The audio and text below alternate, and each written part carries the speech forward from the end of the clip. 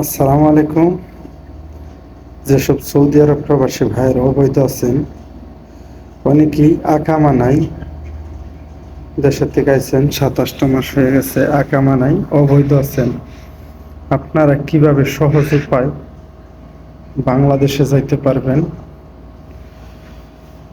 ভাই, আপনার কাছে যদি আকামা না থাকে, আপনি অবৈধ হয়ে গেছেন, আপনি হুরুপ-প্রাপ্ত, আপনি দেশে যাইতে চাইতেছেন, তাহলে অবশ্যই আপনি বাংলাদেশ এম্বাসিতে যোগাযোগ করবেন।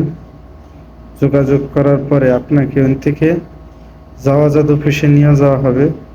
আপনার মোবাইল নাম্বারটি দিয়ে একটা রেজিস্ট্রেশন করে দেওয়া হবে। ওই রেজিস্ট্রেশনের মাধ্যমে আপনার একটা ভেরিফিকেশন কোড আসবে আপনার মোবাইলে।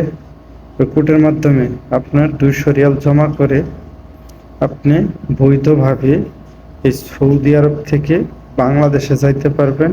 শুধুমাত্র 200 রিয়াল খরচ হবে। আর যদি ডাইরেক্ট আপনি মক্তবা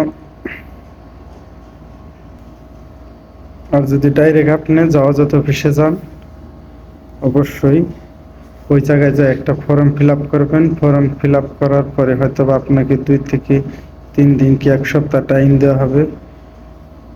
টাইম দেওয়ার পরে আপনি নিজে নিজেই 200 রিয়াল জমা করে আপনার এক্সিট ফাইল নিয়ে, এক্সিট পেপার নিয়ে আপনি বৈধভাবে টিকিট কেটে দেশে চলে যেতে পারবেন। অনেক প্রবাসীরা কষ্টে আছে, যাদের কাজ নাই, কোম্পানির থেকে ভাইগা গেছেন, 1-2 বছর হয়েছে।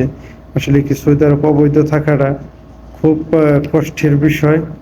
অবৈধ জিনিসটা আসলে খুব কষ্ট।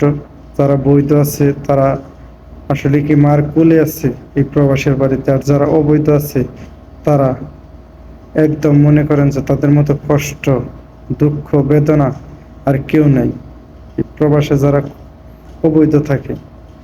কারণে বলি, সহজ উপায়ে আপনারা কোনো দালাল ধরতে হবে না, কোনো কিচ্ছু না। ওই জায়গায় যাবেন, আপনার ওই জায়গায় যাওয়ার পরে বাংলাদেশি আছে, পাকিস্তানি আছে, সব দেশেরই লোক ওই জায়গায় যাইয়া পেপারটা নিয়ে আসে।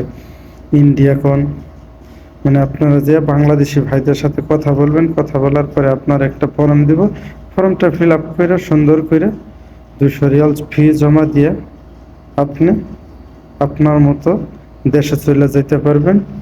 আপনি জিনিস নিয়ে যা কিছু মনে চায়, যেমনি মানুষ ছুটিতে যায় কি একবারে যায় কোম্পানির থেকে, যে জিনিসগুলো নিয়ে যাইতে চায় সব জিনিস আপনিও নিয়ে আলবেস্তে দেশে চলে যাইতে পারবেন।